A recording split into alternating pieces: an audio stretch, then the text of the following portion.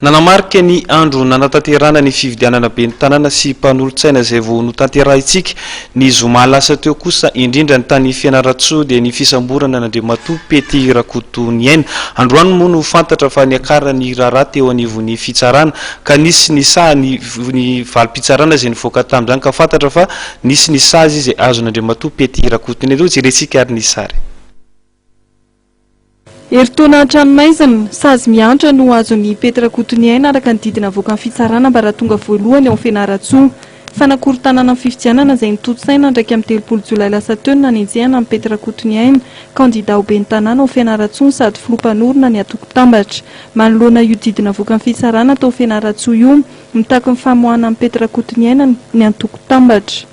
Sazy mihatra heritaona an-tranomaizina avy hatrany ny azon'ny président Tambatra Pety Rakotoniaina candidat tamin'ny fifidianana maire tamin'ny nataontsika tamin'ny faha 1 volana Jolay teo zany.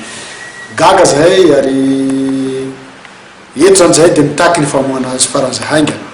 Ny antony voalohany tsy olona nanabataba ny fandehan'ny fifidianana akory zany ny président Pety ary zavatra fana amin'ilay didy zany dia natao ohatrany ankamehana fotsiny dia tsy fantatra mihitsy ny eo ambadika fiantiana ve sa fatahorana be loatra ve hatreto aloha tsy fantatra mihitsy ny tena antony fa ninina ny antony dia mitaky ny famoahana azy faran'izay hainga amin'zahay.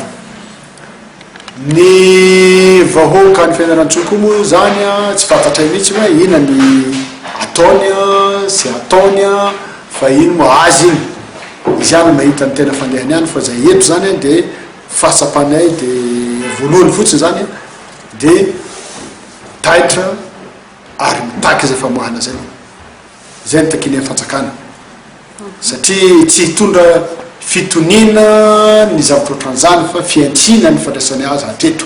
Raha ny fanazavana nentin'ny Beza Seramila mavesatra raha oharina amin'ny tranganisany sazomena amin'ny Pety Rakotoniaina antony izay takin'ny atoko-tambatra amin'ny famitsorana ny kandida ho ben'ny tanàna ao Fianaratsoa atapo tanàna Andriamatoa Pety Rakotoniaina.